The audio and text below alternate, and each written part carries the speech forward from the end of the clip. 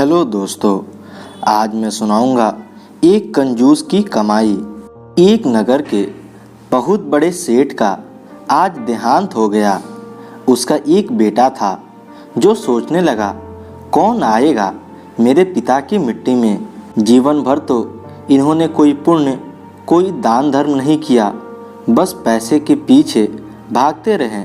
सब लोग कहते हैं ये तो कंजूसों के भी कंजूस थे, फिर कौन इनकी अंतिम यात्रा में शामिल होगा।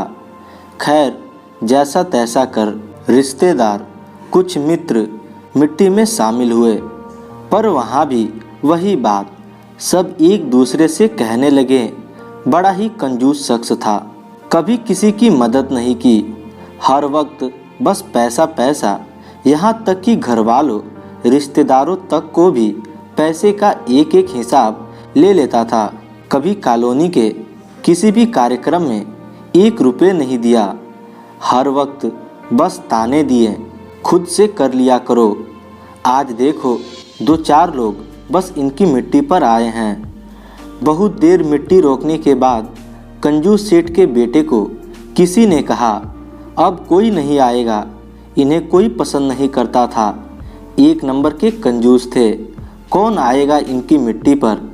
अब शमशान ले जाने की तैयारी करो। बेटे ने हामी भर दी। शरीर को लोग उठाने लगे, पर एकाएक उनकी नज़र सामने आती भीड़ पर पड़ी।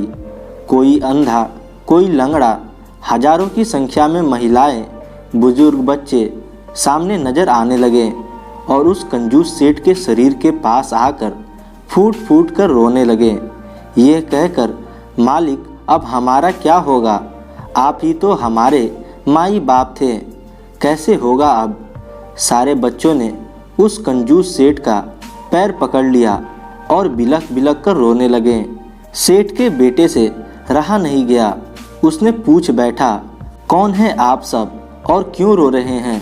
पास ही खड़े कंजूस सेठ के मुनीम ने कहा, ये है तुम्हारे पिता की कमाई, कंजूसियत। ये लोग देख रहे हो, कोई अंधा, कोई अपाहिज, लड़कियां, महिलाएं, बच्चे, तुम्हारे पिता ने ये कमाया है सारी उम्र। तुम जिसे कंजूस कहते हो, ये रिश्तेदार, पड़ोसी, मित्र जिसे महाकंजूस कहते हैं, इन झुग्गी झोपड़ी वालों से पूछो कि बताएंगे ये कितने दानी थे, कितने वृद्धा आश्रम, कितने स्कूल, कितनी लड़कियों की शादी, कितनों को भोजन, कितने को नया जीवन आपके इस कंजूस बाप ने दिया है।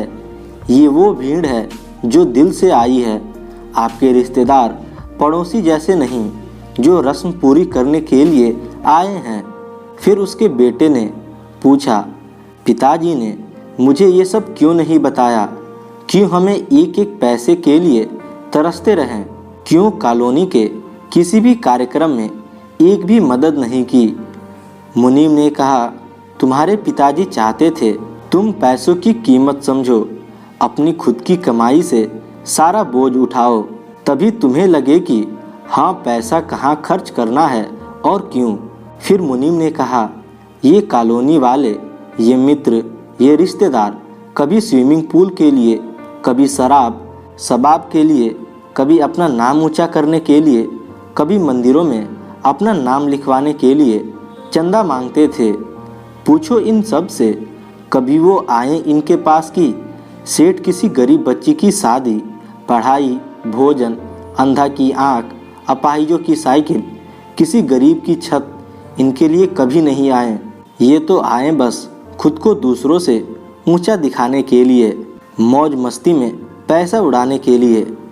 आज ये भीड़ है ना, वो दिल से रो रही है, क्योंकि उन्होंने वो इंसान खोया है जो कई बार खुद भूखे रहकर इन गरीबों को खाना खिलाया है, न जाने कितनी सारी बेटियों की शादी करवाई, कितने बच्चों का भविष्य बनाया। पर हाँ, तुम्हें कॉलोनी वालों की किसी भी फालतू फरमाइश में साथ नहीं दिया।